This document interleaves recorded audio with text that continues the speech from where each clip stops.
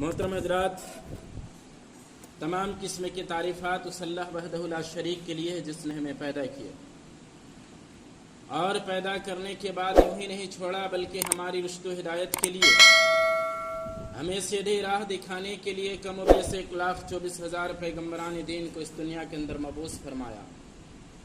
ان میں ہمارے آخری نبی، آخری کڑی جناب محمد الرسول اللہ صلی اللہ علیہ وسلم ہیں، ان پر ہزاروں ہزار درود و سلام نازل ہو، اللہم بارک وسلم۔ محترم حضرات، آج کے اس خطبہ جمعہ میں ہم نماز کی اہمیت دیکھنے کی کوشش کریں گے۔ اللہ تبارک و تعالی نے سورہ بقرہ کے اندر 3 طرح کے لوگوں کا ذکر کیا ہے۔ سب سے پہلے سورہ بقرہ میں پہلے صفحات کے اندر اللہ تبارک و تعالی نے مومنین کا سب سے پہلے ذکر کیا ہے، اور مومنوں کا ذکر کیا ہے، ان کی صفات کا ذکر کیا ہے، اور اس کے بعد اللہ تبارک و تعالی نے مومنوں کے انجام کو بھی بیان کیا ہے کہ مومنوں کا انجام کیا ہے۔ اس کے بعد اللہ تبارک و تعالی نے کافروں کا ذکر کیا ہے، اور پھر کافروں کا انجام کیا ہے اس کو بھی بیان کیا ہے۔ اس کے بعد اللہ تبارک و تعالی نے منافقین کا تذکرہ کیا ہے، اور منافقین کی کیا صفتیں ہیں ان کو بیان کیا ہے، اور ان کا انجام کو بیان کیا ہے۔ اللہ تبارک و تعالی نے سورہ بقرہ میں ارشاد فرمایا، الف لام میم ذالک الکتاب لا ریب فیہ، کہ یہ قرآن کریم ایک ایسی کتاب ہے جس میں کوئی شک و شبہ نہیں ہے، ھدی للمتقین، اور یہ کتاب متقیوں کے لیے ہدایت ہے۔ اس کتاب میں کوئی شک نہیں، یہ اللہ تبارک و تعالیٰ کی طرف سے نازل کردہ کتاب ہے، یہ اللہ تبارک و تعالیٰ کی طرف سے جبرائیل امین کے ذریعے سے جناب محمد الرسول اللہ صلی اللہ علیہ وسلم پر نازل کردہ کتاب ہے، اور اس کتاب میں کوئی شک نہیں ہے۔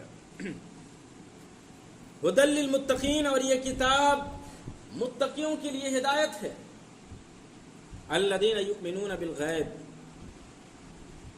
جو غیب پر ایمان رکھتے ہیں۔ غیب پر ایمان رکھنے کا مطلب یہ ہے کہ ہم نے اللہ کو دیکھا نہیں ہے، ہم نے رسول کو نہیں دیکھا ہے، ہم نے جنت جہنم کو نہیں دیکھا ہے، ہم نے حشر نشر کو نہیں دیکھا ہے، ہم نے قیامت کو نہیں دیکھا ہے، ہم نے جبریل کو نہیں دیکھا ہے، لیکن ان سب پر ہمارا ایمان ہے، ہمارا عقیدہ ہے، اسی کو ایمان بالغیب کہا جاتا ہے۔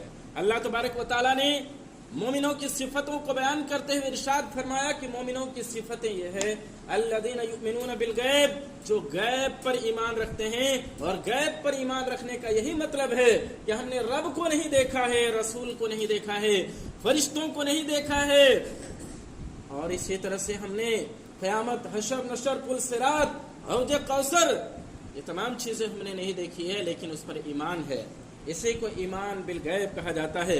اللہ تبارک و تعالیٰ نے مومنوں کی صفتوں کو بیان کرتے ہوئے ارشاد فرمایا کہ مومنوں کی صفتیں یہ ہیں کہ مومن غیب پر ایمان رکھتے ہیں، وَيُقِيمُونَ الصَّلَاةَ، اور نماز قائم کرتے ہیں۔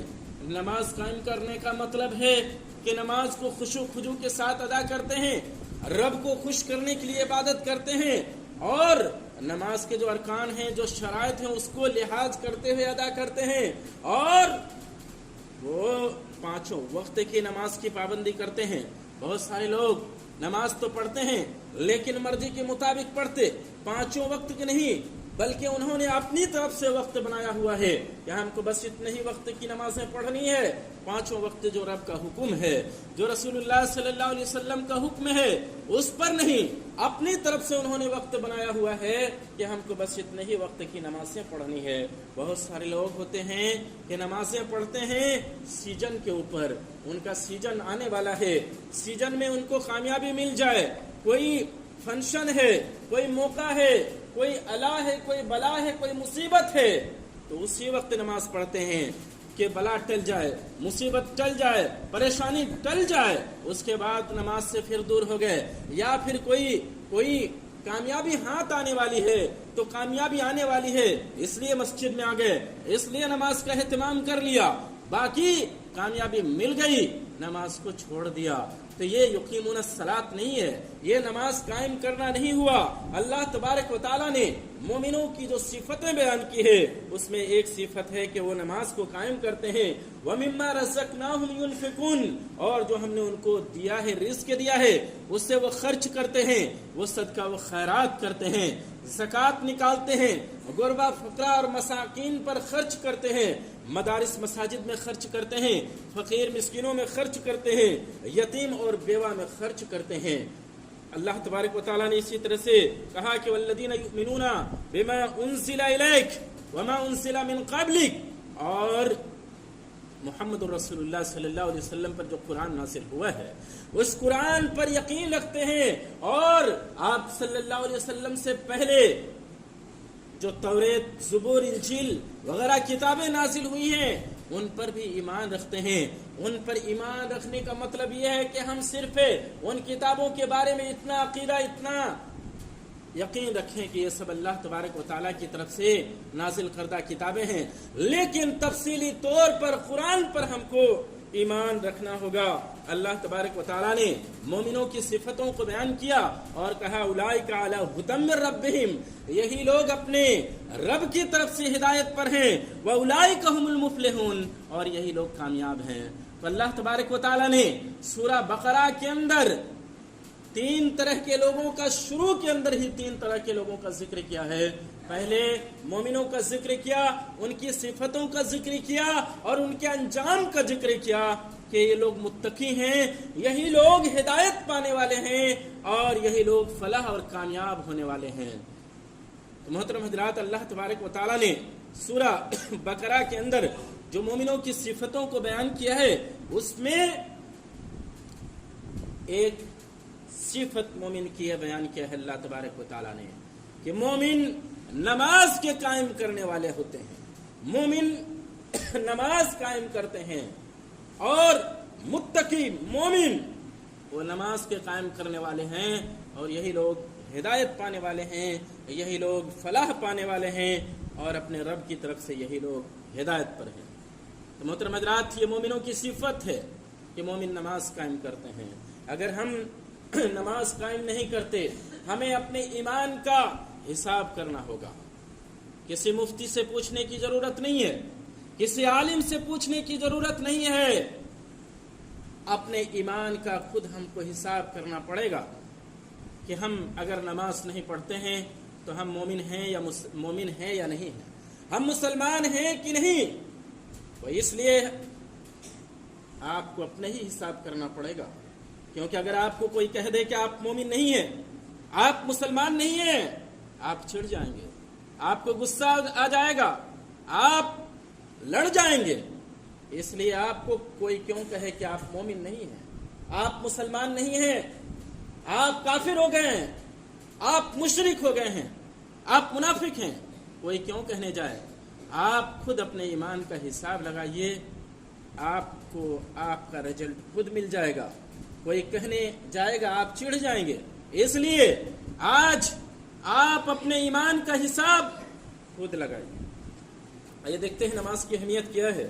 اللہ کے رسول صلی اللہ علیہ وسلم نے ارشاد فرمایا کہ جو نماز کی حفاظت کرتا ہے، جو نماز کی حفاظت کرتا ہے تو قیامت کے دن وہ نماز اس کے لیے نور ہوگی، وہ نماز اس کے لیے نور ہوگی، برہان ہوگی، اور نجات کا سبب اور ذریعہ بنے گی وہ نماز۔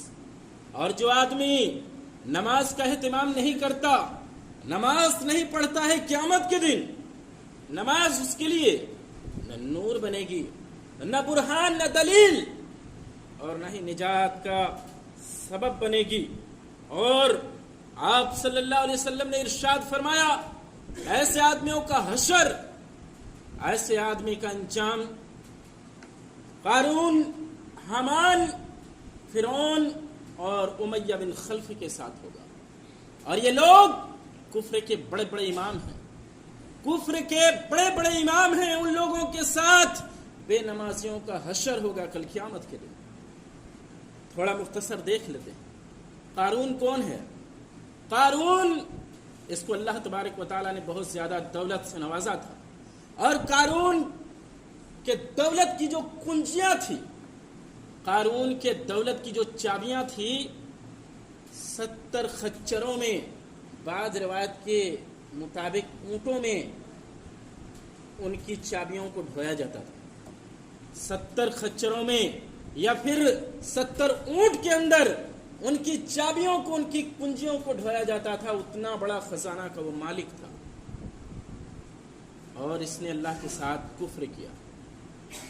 اور اسی طرح سے حامان جو تھا، حامان یہ فرعون کا وزیر تھا، اور فرعون جو بنی اسرائیل پر ظلم کر رہا تھا اس پر یہ مددگار تھا، فرعون کی مدد کرتا تھا۔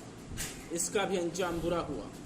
اور فرعون جس نے دعویٰ کیا تھا انا ربکم الاعلی، میں سب سے بڑا رب ہوں، موسیٰ علیہ السلام نے جب دعوت پیش کی اور کہا کہ لوگوں تم ایک رب کی عبادت کرو، فرعون نے کہا میرے علاوہ کوئی رب نہیں، میں ہی سب سے بڑا رب ہوں، انا ربکم الاعلی، میں سب سے بڑا رب ہوں۔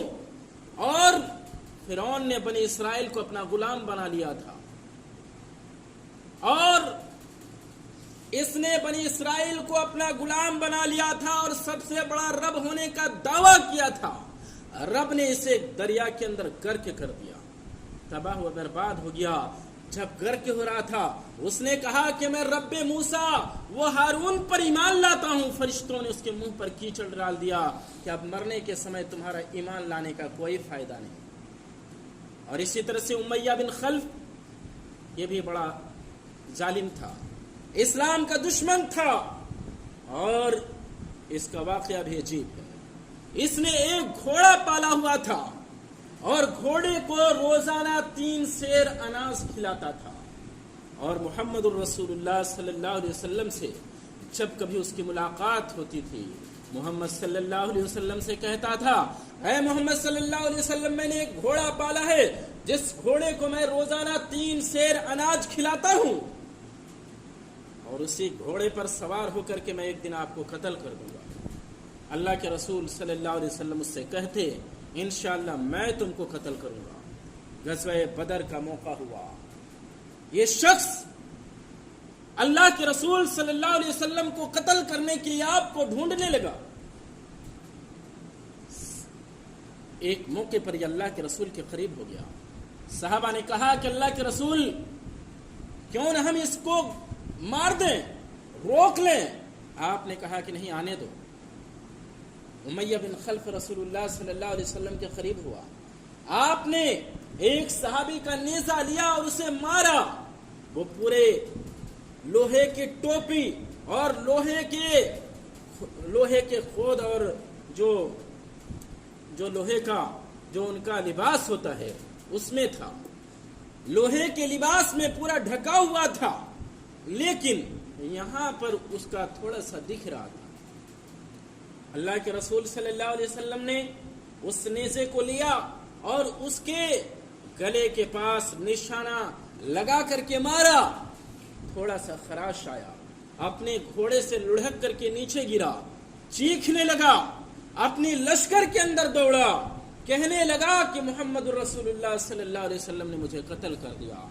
ساتھیوں نے کہا آپ اتنا بھی دل مت ہاریے، آپ کو کچھ نہیں ہوا ہے، آپ کو تو صرف خراش آیا ہے۔ امیہ بن خلف نے کہا کہ واللہ یہ تو رسول اللہ صلی اللہ علیہ وسلم کا وار ہے، رسول نے مجھے مکہ میں کہا تھا کہ میں تم کو قتل کروں گا، رسول نے مجھے مارا ہے، اگر رسول مجھے تھوک دیتے تو بھی میں مر جاتا، پھر بھی میں مر جاتا، مجھے خراش آیا ہے۔ اور کہا کہ لوگوں میرے معمولی سے خراش کو دیکھ کر کے یہ مت سمجھو کہ مجھ کو معمولی سا خراش آیا ہے، بلکہ اگر جلمجاز کے لوگوں کو مجھے جتنا درد ہے، اگر جلمجاز کے لوگوں کو وہ درد بانٹ دیا جائے تو تمام کے تمام لوگ درد سے مر جائیں گے، اتنا مجھے درد ہے۔ اس کے بعد یہ لشکر مکہ واپس ہوتے ہوئے یہ امیہ بن خلف مر گیا. تو محترم حضرات، یہ قارون، یہ فرعون، یہ حامان، امیہ بن خلف، یہ کفر کے بڑے بڑے امام ہیں، کفر کے بڑے بڑے امام ہیں اور دشمنان اسلام ہیں. رسول اللہ صلی اللہ علیہ وسلم نے کہا کہ جو نماز نہیں پڑھتا ان کا انجام قیامت کے دن حامان کے ساتھ، قارون کے ساتھ، فرعون کے ساتھ اور امیہ بن خلف کے ساتھ ہوگا.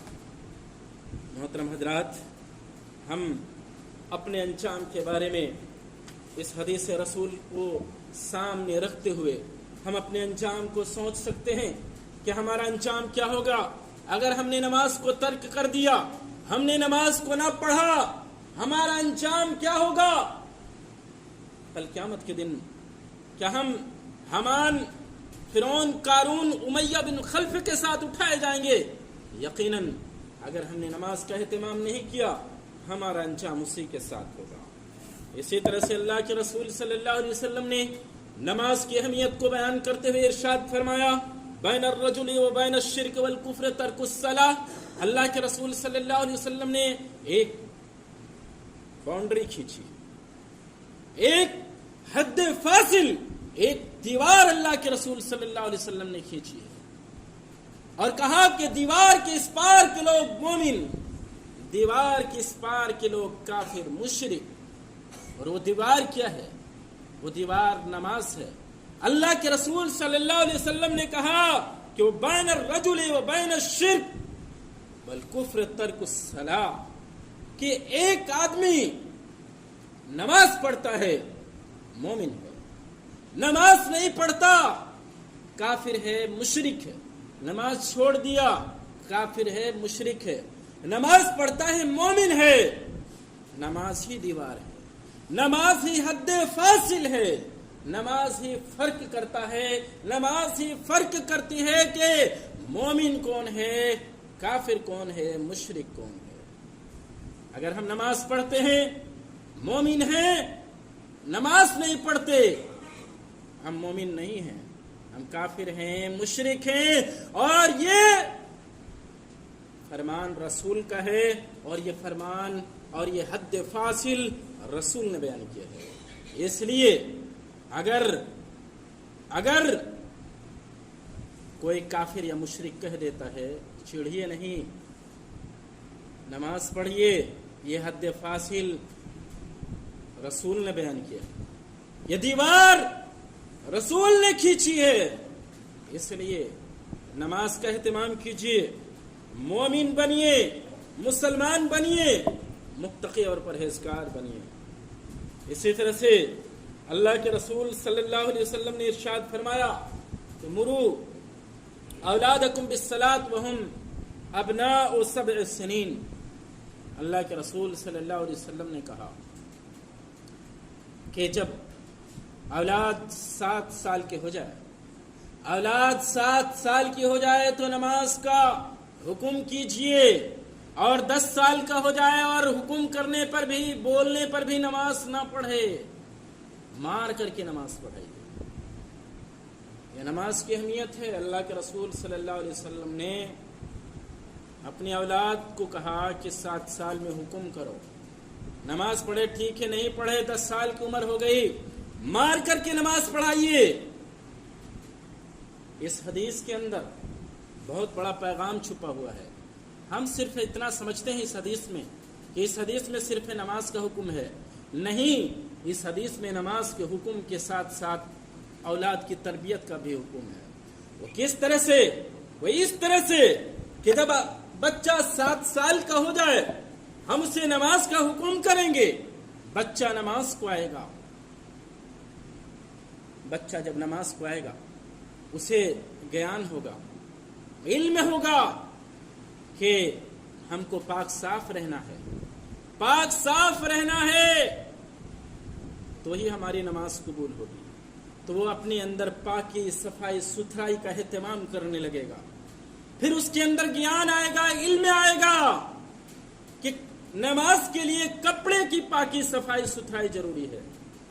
تو پھر वो बच्चा अपने कपड़ों की पाकीज़गी, अपने कपड़ों की तहारत, अपने कपड़ों की सफाई सुथराई पर ध्यान देगा।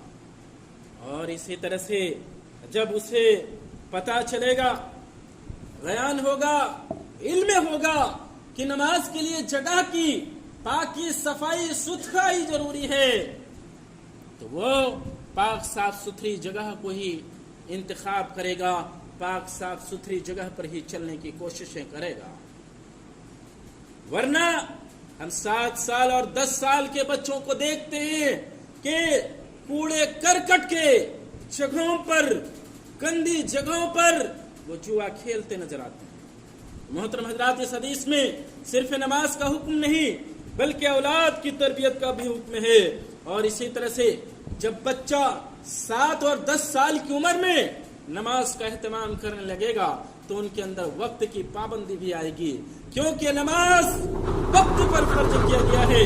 और नमाज ही एक ऐसी इबादत है कि पूरे वक्त के साथ अदा की जाती है और उसमें एक मिनट का भी नहीं।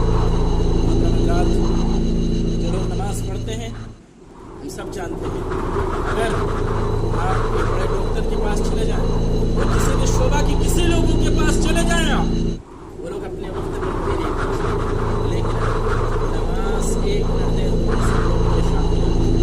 बहरहाल कहने का मतलब ये है कि नमाज एक ऐसी इबादत है जिसमें इमाम भी अपने वक्त की पाबंदी करता है, मुक्तदी भी अपने वक्त की पाबंदी करते हैं। जब बच्चा नमाज का एहतमाम करेगा वो वक्त का पाबंदी, इसी तरह से वो जब नमाज पढ़ेगा सोचेगा, गौर करेगा, फिक्र करेगा कि आखिर नमाज हम क्यों पढ़ते हैं।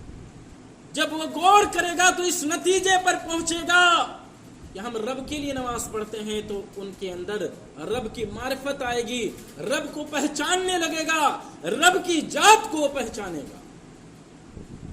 इसी तरह से जब वो नमाज पढ़ेगा तो फिर हर बुराई से वो बचने की कोशिश करेगा, बुरे लोगों की सोहबत से बचेगा, नेक लोगों के साथ रहेगा, मस्जिद से जुड़ेगा, रब से लौ लगाएगा। और इसी तरह से आज जो हमारे 7 साल 10 साल के बच्चे सिगरेट, बीड़ी, खैनी और सबसे बड़ी आफत मोबाइल के गुलाम बनते जा रहे हैं और दूसरी बुराइयां और खुराफातें जो उनके अंदर आ रही हैं, उससे वो महफूज रहेगा और नेक लोगों के साथ रहेगा, रब से वो रिश्ता जोड़ेगा। फिर उसके अंदर जब नमाज का एहतमाम करेगा, नेक लोगों की सोहबत में रहना चाहेगा, बुरे लोगों से बचना चाहेगा, तो उसके अंदर फिक्र आखिरत आएगी, उसके अंदर फिक्र आखिरत आएगी। और जिसके अंदर फिक्र आखिरत आ गई वो हर किस्म की बुराई से बच जाएगा। इसी तरह से बच्चे को नमाज के लिए अपने साथ ज़रूर लाना चाहिए। कभी कभी बच्चे बदमाशी करते हैं, कुछ लोग गुस्सा हो जाते हैं, हालांकि गुस्सा नहीं होना चाहिए। क्यों? इसलिए कि कल वही बच्चे नमाज पढ़ेंगे। अगर हमने उनको मस्जिद में आने नहीं दिया या मस्जिद में हमने नहीं लाया, शराबी अपने साथ लेके चले जाएंगे, जुआरी अपने साथ उनको लेके चले जाएंगे, हम नहीं लाएंगे वो लेके चले जाएंगे। शराबी लेके चले जाएंगे, जुआरी लेके चले जाएंगे, जानी लेके चले जाएंगे और दूसरे खुराफाती लोग, चोर और दूसरे चोर उचक्के, कोई भी उसको लेकर के अपनी टीम में, अपनी जमात में शामिल कर लेगा। इसलिए बच्चे को लेके आइए, जो आ रहे हैं उनको आने दीजिए, बदमाशी करता है समझाइए, बताइए। बच्चे हैं, मन के सच्चे हैं, बदमाशी उनकी अभी घुट्टी में है, वो संभल जाएंगे, सुधर जाएंगे। बच्चे हैं, शरारत करते हैं, हमें उस पर गुस्सा होना नहीं है। मोहतरम हज़रात, वक्त ख़त्म हो चुका है। इंशाअल्लाह नमाज से मुताल्लिक और खुतबे हम देखेंगे, नमाज की फजीलत, नमाज की फ़र्जियत और इस तरह से तर्क नमाज का, नमाज को छोड़ देने का की क्या सज़ा है। इन सब बातों पर इंशाअल्लाह